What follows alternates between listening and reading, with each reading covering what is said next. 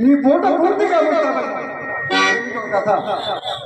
ఈ పూట పూర్తిగా వస్తామన్నా కథ పెరుగుతుంది తెలుసుగా వచ్చిన దాకా ఎంత ముక్కు పట్టని ముచ్చము ఎవరి మాటలు వారికి ముప్పుగానే ఉండేనండి. ఈ పూట ఎవరు తప్పక బయటన్నారు నమ్మకముగా చెప్పి వెళ్ళిపోయినదా మా అమ్మ నోరు కట్టవచ్చును కదా సంతోషంతో ముస్తాబై కూర్చున్నలకు కలిగిన ఫలం అది ఏం కోపము కానీ తన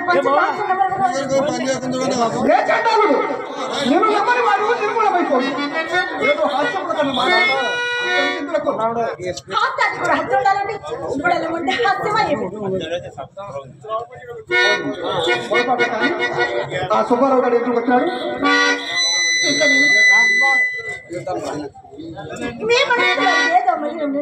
అయితే ఆ సంగతి మీకు ఎవరు చెప్పినారు? వీధి గుమ్మరు వచ్చినతో మీ అమ్మ కంట పడవలసి వచ్చినని పెరగు గుమ్మ కడుకు వచ్చి ఆ పాటు నన్ను చూసి అతను చూసి నేను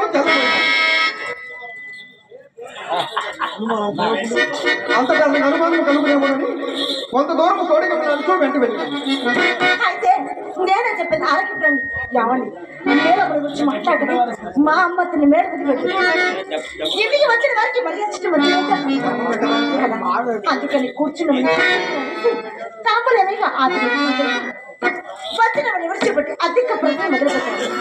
నాకు చిన్న కనిపించి నేను చప్పున వెళ్ళిపోయినానండి. మా అమ్మ నా మనసు కనిపెట్టి తోడ్చుపడికి ఆదాన్ని ఆనకు సాగినప్పుడు యావండి నమ్ముడు నమ్మక పండు నడిచిన సంగతి అది ఇదే కదా.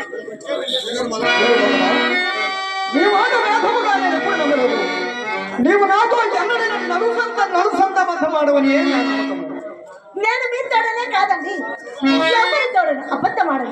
చింతామణి ఈ కులంలో ఉండవలసి కాదని పిన్నలు పెద్దలు నాకిచ్చిన ఇదే కారణం కదా. ఎవరి మాటలు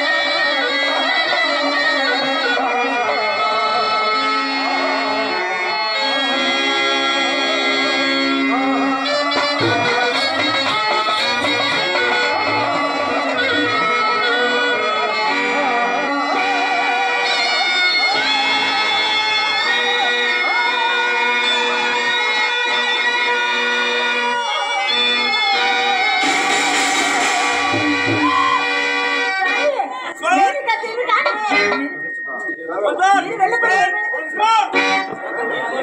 కదా అప్పుడే